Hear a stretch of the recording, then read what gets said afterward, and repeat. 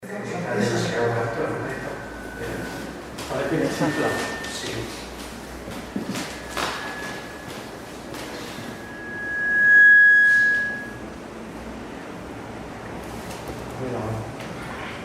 Uno, dos. Bueno, empezamos en el nombre del Padre, del Hijo y del Espíritu Santo. Amén. Jesús, luz verdadera que ilumina todo hombre, luz que llega a este mundo. Nosotros sabemos que tú has venido de Dios, el Padre, para ser nuestro Maestro y que enseña los caminos de la verdad. Las palabras que oímos de ti son espíritu y son vida.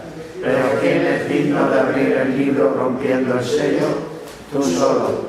Tú que diste tu vida por nosotros y nos compraste para Dios con tu sangre.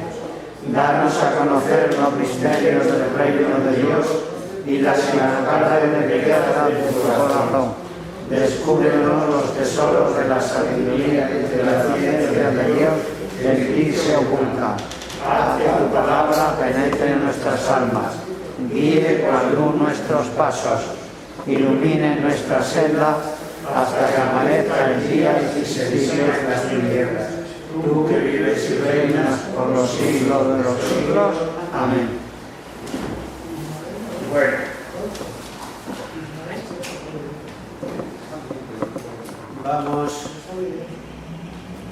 Vamos a continuar donde nos quedamos el último día. Recordáis que estuvimos viendo ese largo discurso de Esteban antes de su martirio y hicimos un breve paréntesis, no comentamos el discurso, lo vamos a hacer ahora. Hicimos un breve paréntesis porque teníamos una cita que nos da Esteban sobre cuál pudo ser el posible pecado de Moisés, por qué Moisés no entró en la tierra prometida. ¿Recordáis cuando decía: ¿acaso me habéis ofrecido víctimas y sacrificios durante 40 años en el desierto, casa de Israel? Parece ser que en un momento determinado, en esa rebelión del pueblo de Cadés, Moisés abandona el pueblo y es por eso que durante 40 años no le ofrecieron sacrificio en el desierto. Y posiblemente ese fue el pecado de Moisés por el que el Señor le dice que no entraría en la tierra prometida. Bueno, pues comentamos ese largo discurso de Esteban, que como visteis fue un recuento sumario pues, de la historia de Israel, principalmente en las dos primeras etapas, en la época patriarcal y en la época mosaica. De todo lo relativo a la historia de Israel después de estas dos épocas solamente nos hace alusión a la construcción del templo. Recordad que a Esteban se le había acusado de proferir palabras contra Dios, contra Moisés y contra la ley y contra el templo. Bueno, digo que de las otras épocas solo hace referencia en lo relativo a la construcción del templo para recalcar que Dios no habita en templos hechos por manos de hombres. Y a estas tres fases que tienen su discurso, pues llega a lo que diríamos la argumentación propia, ¿no? Y haciendo resaltar que, al igual que sus padres, también ellos ahora han sido rebeldes a Dios, dando muerte a Jesucristo. Fijaos, este discurso de Esteban, discurso para defenderse de las acusaciones que se le hacían, pues a primera vista resulta un tanto extraño. Ya digo, se le había acusado sobre proferir palabras contra Dios, contra la ley y contra el templo. Pues se esperaría un discurso en que fuera determinando punto por punto y defendiéndose de cada una de esas acusaciones. Y sin embargo, pues parece no hacer la menor alusión a dichas cuestiones. Es un discurso, se trata de una defensa en un estilo en el que nosotros no estamos acostumbrados, porque es un discurso que no se hace de una forma directa, sino de una forma indirecta, a base de una exposición de los hechos y de citas bíblicas. Pero era un discurso, un procedimiento muy en uso en aquella época entre los doctores judíos, pero que a nosotros nos resulta un tanto extraño porque no estamos acostumbrados a ese tipo de defensa. Mirad, se le había acusado de proferir palabras contra Dios, contra Moisés y contra el templo. Y eso le da pie para empezar su discurso con la llamada de Dios a Abraham, seguir con la historia de Moisés y con la de la construcción del templo. Y hablando de cada uno de los tres temas con suma reverencia, con lo que da a entender que sus acusadores no están en lo cierto. Se les ha acusado y él ha hablado con suma referencia de Dios, de Moisés, de la ley y del templo. Pero al mismo tiempo va preparando otra consecuencia, la de que es posible una ley más universal y un templo más espiritual. Pues tal como lo había establecido ya Jesucristo en la nueva economía, a ese fin además apunta cuando dice que los beneficios de Dios a Israel se dieron antes que la ley. Recordad, efectivamente, la promesa hecha por Dios a Abraham, que es el beneficio de excelencia, podríamos decir, de Dios al pueblo de Israel, se da antes de que promulgue la ley. Y termina ese discurso insistiendo en la rebeldía de Israel contra todos los que Dios le habían enviado como salvadores, y al igual que habían hecho ahora con Jesucristo. Bien, fijaos, son de notar en la parte del discurso relativa a Moisés, hay algunas expresiones, algunos términos que nos recuerdan a Jesucristo, pues los términos tales como le negaron o el término redentor, expresiones que nunca se aplican a Moisés más que en este libro, y es que cuando Esteban, al narrar los hechos de la vida de Moisés, proyecta sobre Moisés, sobre la imagen de Jesucristo, del que Moisés será como tipo o figura. Bien, pues este es el discurso de Esteban, y fijaos que el discurso es interrumpido porque el discurso termina: duros de cerviz e incircuncisos de corazón y de oídos. Vosotros siempre habéis resistido al Espíritu Santo, como vuestros padres, así también vosotros. ¿A qué profeta no persiguieron vuestros padres? Dieron muerte a los que anunciaban la venida del justo, a quien vosotros ahora habéis traicionado y crucificado. Vosotros que recibisteis por ministerio de los ángeles la ley y no la guardasteis. Fijaos, son duras las acusaciones que Esteban hace a los judíos, pero quizás ninguna les llegara y les hiriera tanto como que no cumplían la ley. Ellos que se tenían por los máximos cumplidores de la ley. Por eso vemos ahora cómo, arrebatados de ira, se lo llevan fuera de la ciudad y lo apedrean a la vida. Vamos a ver el capítulo 7 de los Hechos, los versículos del 54 al 60. Al oír estas cosas se llenaron de rabia sus corazones y rechinaban los dientes contra él. Él, lleno del Espíritu Santo, miró al cielo y vio la gloria de Dios y a Jesús en pie a la diestra de Dios. Y dijo: estoy viendo los cielos abiertos y al Hijo del Hombre en pie a la diestra de Dios. Ellos, gritando a grandes voces, tapáronse los oídos y se arrojaron a una sobre él, sacándole fuera de la ciudad y apedreaban. Los testigos depositaron sus mantos a los pies de un joven llamado Saulo, y mientras le apedreaban, Esteban oraba diciendo: Señor Jesús, recibe mi espíritu. Puesto de rodillas, gritó con voz fuerte: Señor, no les imputes este pecado. Y diciendo esto se durmió. Saulo aprobaba su muerte. ¿Veis? Decimos que eran duras las acusaciones de Esteban contra los judíos, pero ninguna les hiriera más que esa de que no observaban la ley, ellos que se tenían por los más estrictos cumplidores de la ley. Y además, la afirmación de que estaba viendo a Jesús de pie a la derecha del Padre, pues ya les terminó de enfurecer, ¿no? Porque esa afirmación era como decir que Jesús al que ellos habían crucificado participaba de la soberanía divina.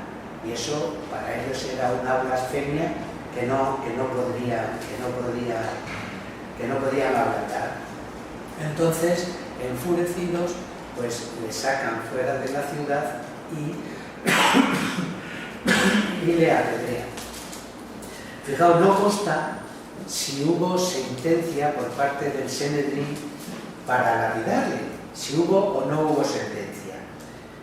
De todas formas, lo que sí vio con buenos ojos el Sanedrín fue que el pueblo se levantara, porque hasta ahora la persecución que había tenido la primitiva Iglesia pues se había reducido a esas detenciones por parte del Sanedrín solamente hacia los apóstoles, hacia Pedro y Juan en alguna ocasión, hacia el conjunto de los apóstoles en otra, pero el pueblo generalmente veía con buenos ojos la predicación de los apóstoles y cada vez más se iban admitiendo. Pero que ahora fuera el pueblo el que se amotinara, por así decir, en este caso contra Esteban, pues eso el Sanedrín lo veía con buenos ojos. Creemos que sí pudo haber sentencia del Sanedrín, puesto que la lapidación se lleva a cabo de forma oficial, como manda la ley, sacándolo fuera de la ciudad y apedrear. Pero ¿cómo va a poder dictar sentencia el Sanedrín, una sentencia a muerte, sin la autorización del procurador romano? No era posible. Fijaos, pues quizás pudiera ser que pasara lo que sí sabemos que pasó años más tarde. Estamos a principios del año 36 y es el año en que se dio la destitución de Poncio Pilato y se nombró a Marcelo como su sucesor, como procurador romano. Entonces, en ese tiempo en que está la destitución de uno y llega la del otro, pues podríamos decir se produce como un vacío de poder, que lo aprovecha el Sanedrín para condenarle a muerte y poder lapidarle. Decimos que eso es posible porque sabemos que en el año 62 sí se dio. Tras la muerte de Festo, el procurador romano, fue nombrado Albino y desde que murió Festo hasta que llegó Albino pasaron algún mes, no muchos, pero algunos meses, y en ese tiempo el Sanedrín condenó a ser lapidado a Santiago el Menor, el apóstol, el que decimos y tenemos como el obispo de Jerusalén. Ya sabéis que Santiago Mayor murió mucho, en el año 42 aproximadamente, pero ese año 62. Por eso decimos que sí pudo que hubiera sentencia del Sanedrín, aprovechando ese cambio de procurador, porque si no, no era posible. Sabéis que el Sanedrín no podía dictar la sentencia de muerte ni llevarla a cabo sin que lo autorizara la autoridad romana, el procurador.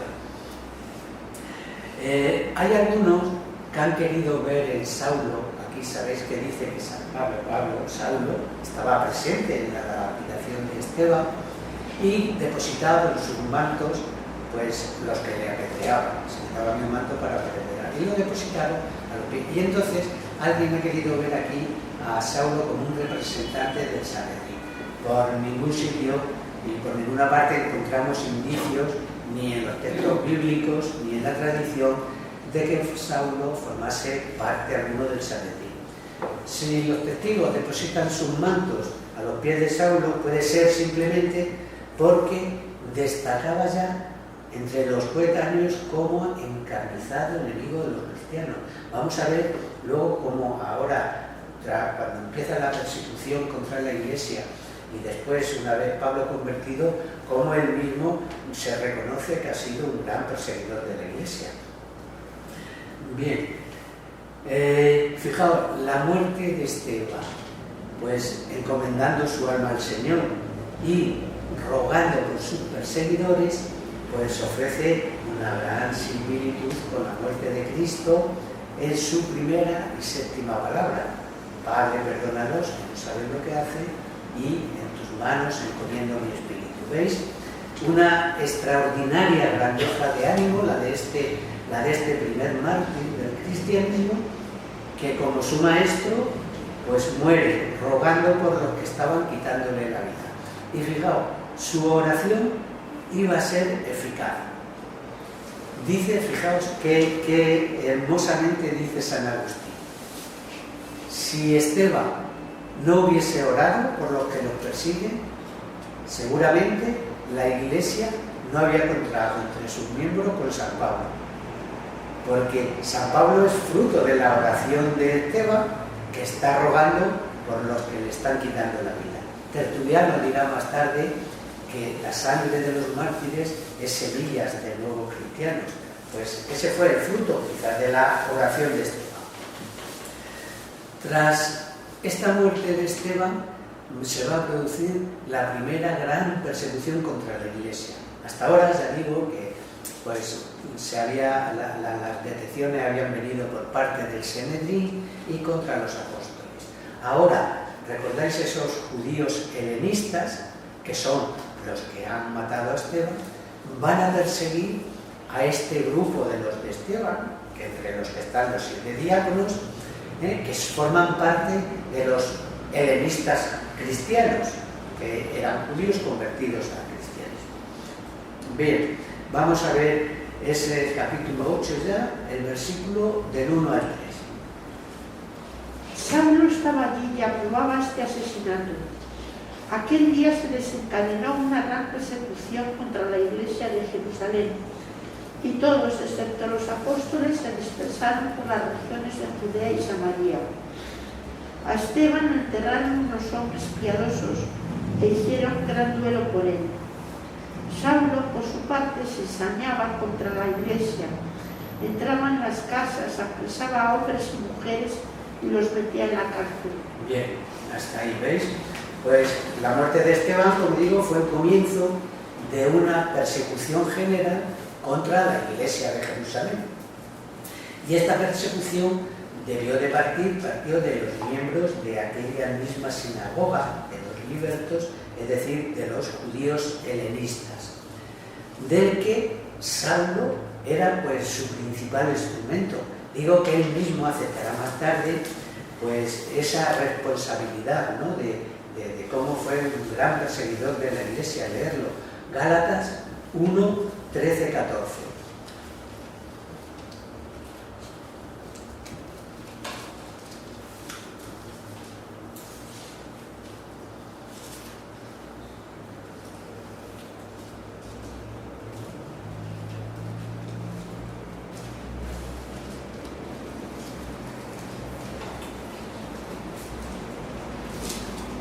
Gálatas 1, 13, 14.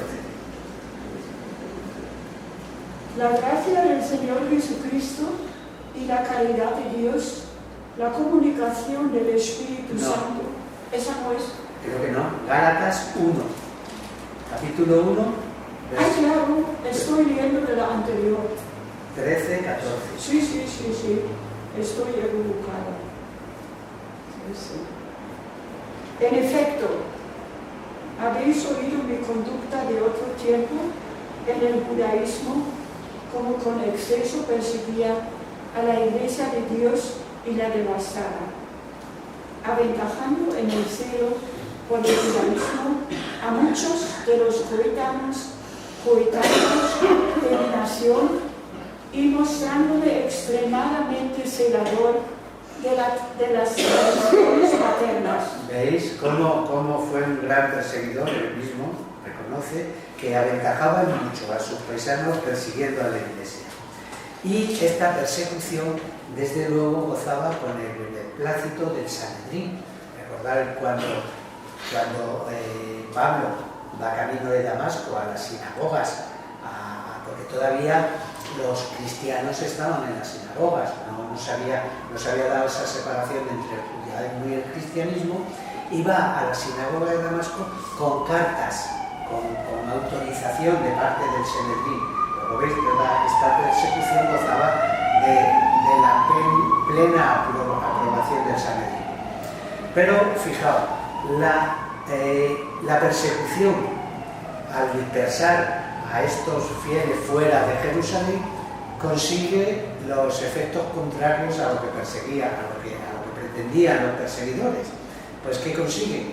Que todos estos que son predicadores del Evangelio, se van a extender por más lugares y van a ir predicando el Evangelio a distintas regiones. Primero en Judea, luego vamos a ver a continuación en Samaria, el diácono Felipe, y llegando hasta regiones más lejanas, como fueron Siria, Chipre, Fenicia, y ya digo que con eso lo que da lugar es que la difusión del cristianismo se dé fuera de la zona de Jerusalén. La persecución iba dirigida sobre todo contra los cristianos de procedencia helenista, decíamos, como Esteban, y por eso se explica que los apóstoles pues, puedan seguir en Jerusalén, pues haciendo sus funciones normales, predicando el Evangelio, como no dejaban de hacer, a pesar de esos arrestos que habían tenido por parte del Sanedrín, pero ellos ya le dijeron muy claro, hay que obedecer a Dios antes que a los hombres, y no nos vamos a callar y vamos a seguir predicando el Evangelio. Y por eso digo que los apóstoles seguían realizando su función normal, acudiendo al templo, porque la persecución iba contra los judíos helenistas. Una antigua tradición conservada por Eusebio dice que hay una instrucción del Señor antes de la ascensión que les dijo que no abandonarían Jerusalén hasta pasado 12 años. No sabemos si es, pero es verdad que es una tradición que conserva Eusebio. Está claro que entre los apóstoles que se quedan y los helenistas dispersados no había divergencia ni rozamientos. Mirad, leer Hechos de los Apóstoles 11, 20, 23.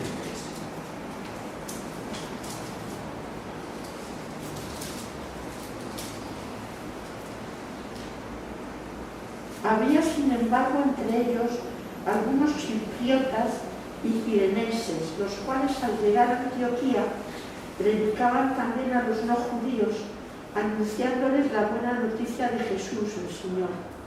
El poder del Señor estaba con ellos, y fue grande el número de los que creyeron y se convirtieron al Señor. De los que creyeron y se convirtieron al Señor. La noticia llegó a oídos de la iglesia de Jerusalén y enviaron a Bernabé a Antioquía. Cuando éste llegó y vio lo que había realizado la gracia de Dios, se alegró y se puso a exhortar a todos para que se mantuvieran fieles al Señor. ¿Veis? Mirad, estos helenistas que se han dispersado bastante tiempo después llegan a Antioquía. Y aquí se da un hecho que vamos a recordar, lo hablamos el primer día cuando hablábamos de la introducción a los Hechos de los Apóstoles, se da un hecho trascendental. Pero a lo que vamos es que estos predican, se convierte mucha gente y llega a oídos de los apóstoles y mandan a Bernabé para certificar y terminar la instrucción que estos han comenzado. Luego, entre los apóstoles y los helenistas dispersados no había divergencias, sino ni rozamientos. Decía que se da un hecho trascendental aquí con la dispersión de estos y con la propagación del Evangelio. Fijaos, a veces, pues una desgracia es el comienzo de la salvación. Parecería que la muerte de Esteban el diácono era una desgracia, pero fue el punto de partida de la predicación fuera de los muros estrechos de Jerusalén.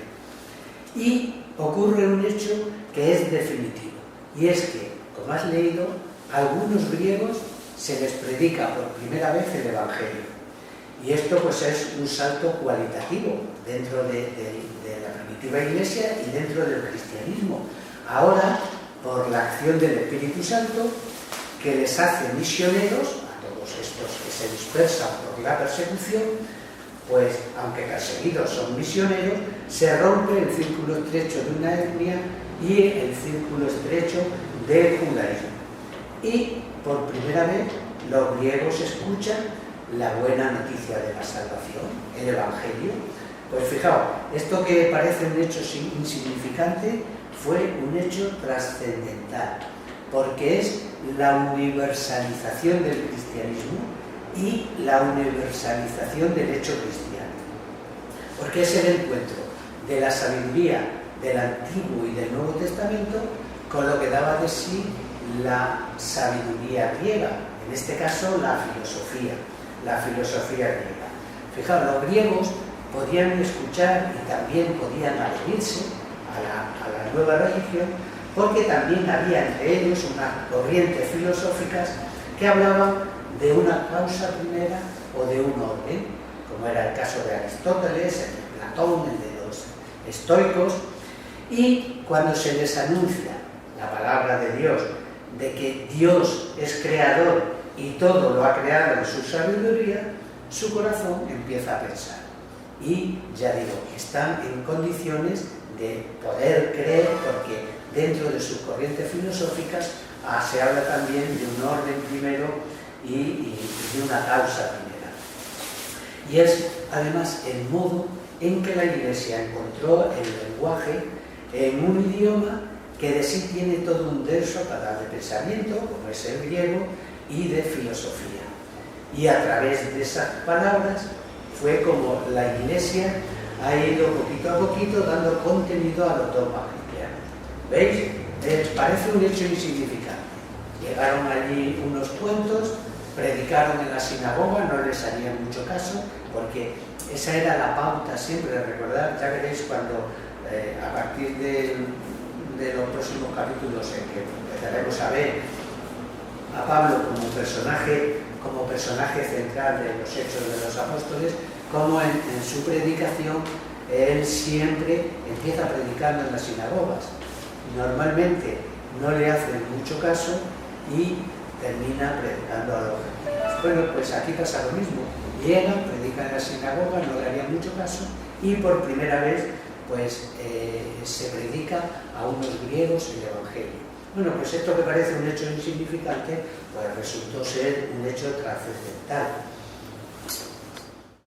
Sí, decimos que a veces no sabemos cuándo empiezan las cosas, pero las cosas van poco a poco madurando, son pequeños pasos, pero desde ahí vinieron los primeros concilios de la Iglesia, que ya traducían al griego todos los conceptos que habíamos recibido del Antiguo y del Nuevo Testamento. Por eso decíamos que esto suponía la universalización del cristianismo y la universalización del hecho cristiano. Y ahí empezó lo que después cuaja como los primeros concilios, donde se empieza a formular las primeras confesiones de fe, como el credo, los distintos modos de formular la fe, y de ahí van naciendo los dogmas, pues primero los dogmas trinitarios, luego Jesucristo, verdadero Dios, verdadero hombre, y luego los dogmas marianos. Y todo viene ¿por qué? Pues porque en un principio, en un momento determinado, dieron el salto de predicar aquello que no era de los nuestros, de los griegos. Por lo tanto, ese salto que se da precisamente por la dispersión que se dan estos seguidores o este grupo de los de Esteban, pues con esta persecución de la Iglesia. Termina el texto diciendo que unos varones piadosos recibieron o recogieron el cuerpo de Esteban y le dieron sepultura. Probablemente serían judíos helenistas, quizás amigos personales de Esteban, de ideas más moderadas que los perseguidores, e incluso amigos personales, pues algo parecido a lo que sucedió con Jesucristo. Recordar cómo es José de Arimatea el que va a pedir el cuerpo a Pilato y Nicodemo el que acude para embalsamar y enterrar el cuerpo de Cristo, ¿no?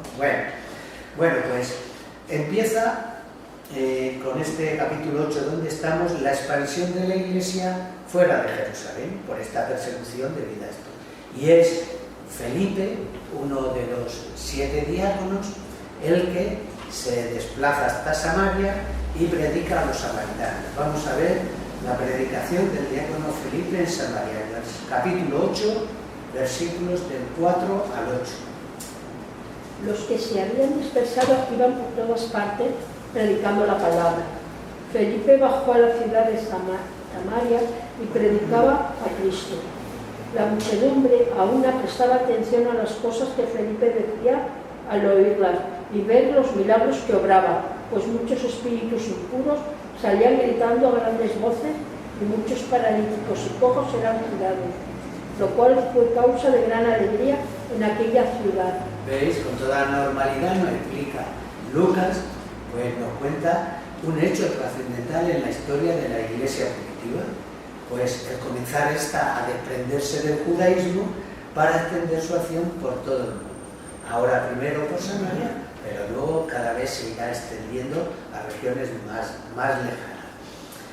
Este Felipe, que predica en Samaria, digo, no es el apóstol Felipe, sino el diácono Felipe. Este mismo Felipe aparecerá más tarde en Cesarea y es llamado evangelista.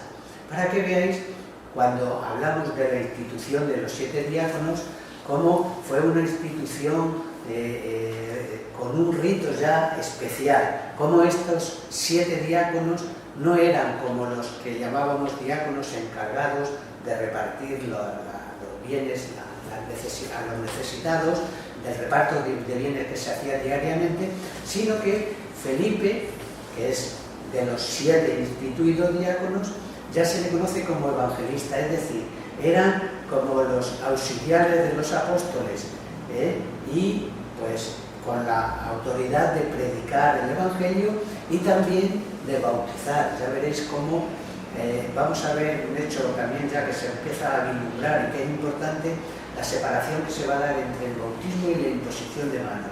Hasta ahora parece que todo formaba parte del mismo rito, del bautismo y el don del Espíritu Santo. En el primer discurso de Pedro después de Pentecostés le dice: bautizaos en el nombre del Señor Jesús y recibid el Espíritu Santo. No se hablaba entonces de imposición de manos, pero ahora lo vemos. He de destacar también la buena acogida que tuvo Felipe por parte de los samaritanos. Nos recuerda pues esa misma buena acogida que tuvo Cristo durante su vida pública también entre los samaritanos. Vamos a seguir con los versículos del 9 al 25 y vamos a ver una anécdota sobre un tal Simón el Mago, cómo se queda impresionado ante los milagros de Felipe y se adhiere a la nueva doctrina. Vamos a ver, capítulo 8, versículos del 9 al 25. Pero había allí un hombre llamado Simón, que de tiempo atrás venía practicando la magia en la ciudad y maravillando al pueblo de Samaria, diciendo ser él algo grande. Todos, de mayor al menor, le seguían y decían: este es el poder de Dios llamado grande, y se adherían a él porque durante bastante tiempo los había embaucado con su magia. Mas cuando creyeron a Felipe, que les anunciaba el reino de Dios y el nombre de Jesucristo, se bautizaban hombres y mujeres. El mismo Simón creyó y bautizado se adhirió a Felipe, y viendo las señales y milagros grandes que hacía estaba fuera de sí. Cuando los apóstoles que estaban en Jerusalén oyeron cómo había recibido Samaria la palabra de Dios, enviaron allá a Pedro y a Juan, los cuales bajando oraron sobre ellos para que recibiesen el Espíritu Santo, pues aún no había venido sobre ninguno de ellos, solo habían sido bautizados en el nombre del Señor Jesús. Entonces les impusieron las manos y recibieron el Espíritu Santo. Viendo Simón que por la imposición de las manos de los apóstoles se comunicaba el Espíritu Santo, les ofreció dinero diciendo: dadme a mí también ese poder de imponer las manos, de modo que se reciba el Espíritu Santo. Díjole Pedro: sea ese tu dinero para perdición tuya, pues has creído que con dinero podía comprarse el don de Dios. No tienes en esto parte ni heredad, porque tu corazón no es recto delante de Dios. Arrepiéntete pues de esta tu maldad y ruega al Señor que te perdone este mal pensamiento de tu corazón, porque veo que estás en hiel de amargura y en lazo de iniquidad. Simón respondió diciendo: rogad vosotros por mí al Señor, para que no me sobrevenga nada de eso que habéis dicho. Ellos, después de haber atestiguado y predicado la palabra del Señor, volvieron a Jerusalén, evangelizando muchas aldeas de los samaritanos. ¿Veis? Pues parece que antes de Felipe, pues otro predicador había llamado fuertemente la atención de los samaritanos, este tal Simón, que con sus magias pues tenía maravillados a todos. Fijaos, va a ser ocasión del primer encuentro del cristianismo con las prácticas mágicas tan en boga y tan en uso en el mundo greco-romano. Ante la predicación de Felipe, pues también Simón se pasa a la nueva doctrina y recibe el bautismo. Sin embargo, parece que su fe no era todo lo auténtica que se cabía esperar, sino que estaba alucinado con los milagros que había visto por parte de Felipe y siguió impresionándose aún más por el hecho de que por la imposición de las manos de los apóstoles se recibiese al Espíritu Santo. Pues veis, esto nos hace suponer que él no veía en el cristianismo sino una magia superior a la suya, y alucinado con los milagros de Felipe y la impresión, no menos, de la imposición de las manos, el efecto que producía cuando los apóstoles se morían. Fijaos, intercalado entre la narración hay algunos datos históricos de gran interés doctrinal. Primero, la dirección suprema de la predicación, aun fuera de Jerusalén, la seguían llevando los apóstoles.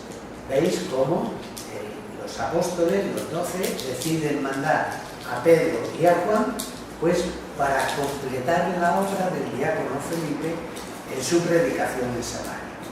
Pero hay algunos que han querido ver en este mandar a Pedro y a Juan como una superioridad del colegio apostólico sobre Pedro y sobre Juan.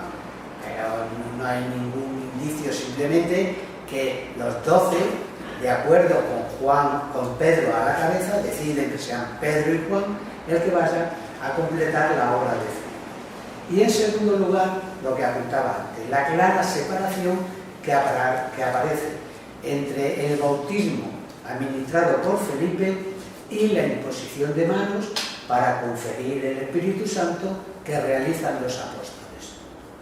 Decía que en ese primer discurso en el primer discurso de Pedro en Pentecostés se decía: ¿qué hemos de hacer, hermanos? Pedro le contestó: arrepentíos y bautizaros en el nombre de Jesucristo para remisión de vuestros pecados y recibiréis el don del Espíritu Santo. ¿Veis? En el discurso se habla del bautismo en nombre de Jesús y de recibir el don del Espíritu Santo. Exactamente las dos mismas cosas que aquí. Ahora entonces parece, porque en un principio el bautismo y el rito iba unido al bautismo, aunque vemos que no tardó en separarse. Ahora sí se establece una clara separación entre el bautismo y la imposición de las manos, como vemos aquí en el caso de los samaritanos. La misión y poder de bautizar se hizo más general y incluía, como hemos visto, a los diáconos, a Felipe. Sin embargo, la imposición de las manos estaba restringido a solo los apóstoles, también a Pablo, porque Pablo estaba considerado como apóstol. Pablo también tenía ese poder, pero no así el diácono Felipe. La imposición de las manos era un rito propio de los apóstoles y no de los diáconos. ¿Y en qué consistía ese don del Espíritu Santo? Pues lo dijimos hablando cuando hablábamos precisamente de la imposición de manos, cómo se recibía el don del Espíritu Santo. Pues era una gracia interior que consistía pues, en una fuerza y en una sabiduría sobrenatural que capacitaba al bautizado para ser testigo de Cristo. Fijaos, la tradición cristiana ha visto siempre en este hecho de la imposición de las manos la existencia, los primeros vestigios de la existencia de un sacramento, que en un principio no tiene nombre, pero a partir del siglo V es conocido y será llamado universalmente el sacramento de la confirmación. Bueno, seguimos con una cuarta, no sé si terminamos o seguimos. Vamos a seguir porque hemos hecho un poquito de pie. El bautismo del eunuco etíope. Algunos dicen que el primer gentil convertido, otros piensan que el primer gentil lo convirtió Pedro, cuando lo convierte a Cornelio. Ahora vamos a leer ese capítulo 8, los versículos del 26 al 40.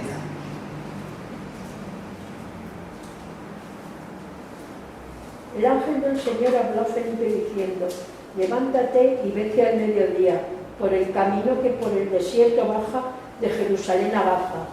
Púsose luego en camino y se encontró con un varón etíope, eunuco, ministro de Candaces, reina de los etíopes, intendente de todos sus tesoros. Había venido a adorar a Jerusalén y se volvía sentado en su coche leyendo al profeta Isaías. Dijo el Espíritu a Felipe: acércate y llégate a ese coche. Aceleró el paso Felipe y oyendo que leía al profeta Isaías le dijo: ¿entiendes por ventura lo que lees? Él le contestó: ¿cómo voy a entenderlo si alguno no me guía? Y rogó a Felipe que subiese y se sentase a su lado. El pasaje de la escritura que iba leyendo era este: como una oveja llevada al matadero y como un cordero ante que lo trasquila, enmudeció y no abrió su boca. En su humillación le ha sido sustraída su caso judicial, su generación. ¿Quién la contará? Porque su vida ha sido arrebatada de la tierra. Preguntó el eunuco a Felipe: dime, ¿de quién dice eso el profeta? ¿De sí mismo o de otro? Y abriendo Felipe sus labios y comenzando por esta escritura, le anunció a Jesús. Siguiendo su camino llegaron a donde había agua, y dijo el eunuco: aquí hay agua, ¿quién pide que sea bautizado? Felipe dijo: si crees de todo corazón, bien puedes. Y respondiendo dijo: creo que Jesucristo es el Hijo de Dios. Mandó parar el coche y bajaron ambos al lago, Felipe y el eunuco, y le bautizó. En cuanto subieron del agua, el Espíritu del Señor arrebató a Felipe y ya no le vio más el eunuco, que continuó alegre su camino. Cuanto a Felipe, se encontró en Azoto y de paso evangelizaba todas las ciudades hasta llegar a Cesarea. Muy bien, veis que no hay un nuevo episodio pues, de la expansión de la fe cristiana fuera de Jerusalén. No ya solo los samaritanos, ahora es un etíope, ministro de la reina de Etiopía, quien se adhiere a la nueva doctrina y es bautizado. Fijaos, este eunuco etíope, ministro de la reina Candace. Candace era un nombre genérico que se daba a todas las reinas. Era lo mismo que el título de César, que se daba a los emperadores, o el mismo título que se daba a los reyes de Egipto, faraones. Bueno, se nos dice que iba leyendo al profeta Isaías. Va leyendo desde luego un texto mesiánico que hace alusión a la pasión del Mesías, a la pasión del Señor. Y partiendo de este texto, pues Felipe evangeliza al etíope. La exposición seguro fue larga y le instruyó pues, en las verdades fundamentales de la fe cristiana. Y el etíope, pide el bautismo. Y antes de ser bautizado, Felipe le dice: si crees, puedes ser bautizado. El etíope, veis que antes de ser bautizado hizo una espléndida confesión de la divinidad de Jesús. Fijaos, hay que decir que esta Etiopía no corresponde con la Etiopía actual. Era el terreno de Nubia. Está al sur de Egipto y es con lo que hoy se corresponde con el Sudán. Pero le llamaban etíope, pero no era la actual Etiopía que conocemos hoy. Era un país colindante, pero lo que hoy se corresponde con el Sudán. Bueno, de la vida posterior del eunuco, pues no sabemos nada. Con certeza, hay algunas tradiciones hablan de que fue el primer apóstol de Etiopía y como tal es considerado en algunas leyendas etíopes. Eusebio, al que siguen muchos otros, sabéis que Eusebio fue un personaje ilustre de la primitiva iglesia, obispo de Cesarea, y escribió la historia de la iglesia. Bueno, pues dice, como muchos otros, que lo consideran como el primer convertido entre los gentiles. Pero es difícil que fuese gentil, primero porque veis que el texto nos dice que había subido ahora a adorar a Jerusalén, y además que a su vuelta iba leyendo al profeta Isaías. Luego esto nos da pie para pensar que bien podría ser judío, porque en la época había numerosas colonias judías por todo el mundo, y que incluso había alguna colonia judía en esta Etiopía, o bien que pudiera ser un prosélito judío, es decir, de origen pagano, pero convertido al judaísmo, puesto que ha subido a Jerusalén ahora y va leyendo textos de la Biblia del profeta Isaías. No hay ninguna dificultad en aceptarlo, aunque sea eunuco. Sabéis que esa palabra eunuco puede estar usada de diversas formas. Generalmente a estos que eran los administradores, los ministros de algunos gobiernos, pues se les decía eunuco simplemente como funcionarios de palacio. Por lo que respecta a Felipe, pues una vez cumplida su misión con el etíope, milagrosamente es trasladado a Áfoto y de allí, dirigiéndose hacia el norte, va predicando por todas las ciudades hasta que llega a Cesarea, donde creemos que establece su residencia, porque luego tiempo después veremos que Pablo viene en alguna ocasión y se va a hospedar en casa de Felipe, el evangelista, al que llamábamos, al que vemos como diácono. Bien, pues nos quedamos aquí y el próximo día vamos a ver ya la conversión de Saulo camino de Damasco. Bien. Rezamos.